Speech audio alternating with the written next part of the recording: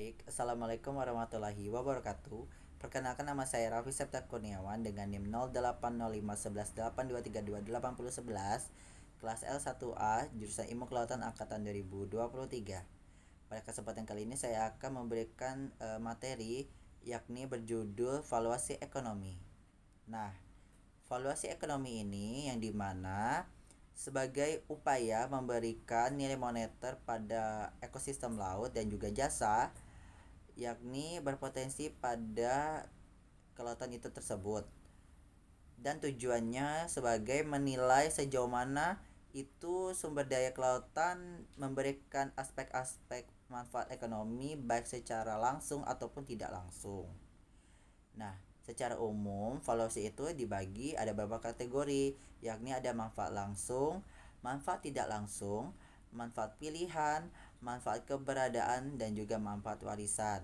Kalau untuk manfaat langsung itu sebagai direct value, yakni sebagai hasil tangkapan. Kalau untuk tidak langsung itu sebagai fungsi ekosistem mangrove dan juga terumbu karang.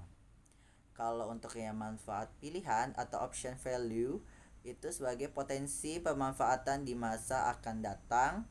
Lalu ada keberadaan, yakni nilai yang diberikan oleh masyarakat itu sendiri.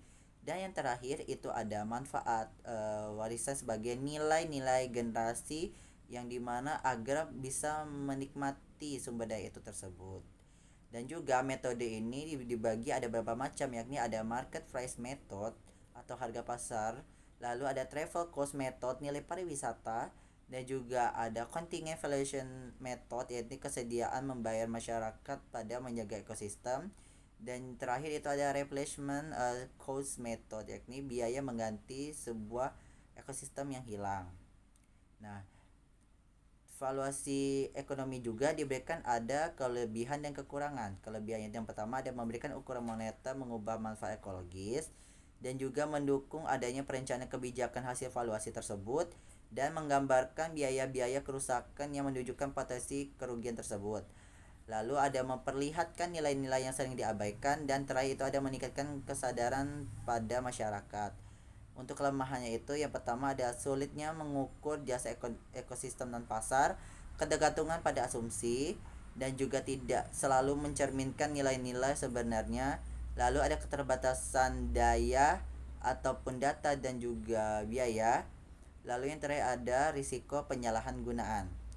Nah, contoh untuk pada valuasi ekonomi ini adalah mangrove, ada terumbu karang, ada kepariwisataan, dan juga perikanan tangkap.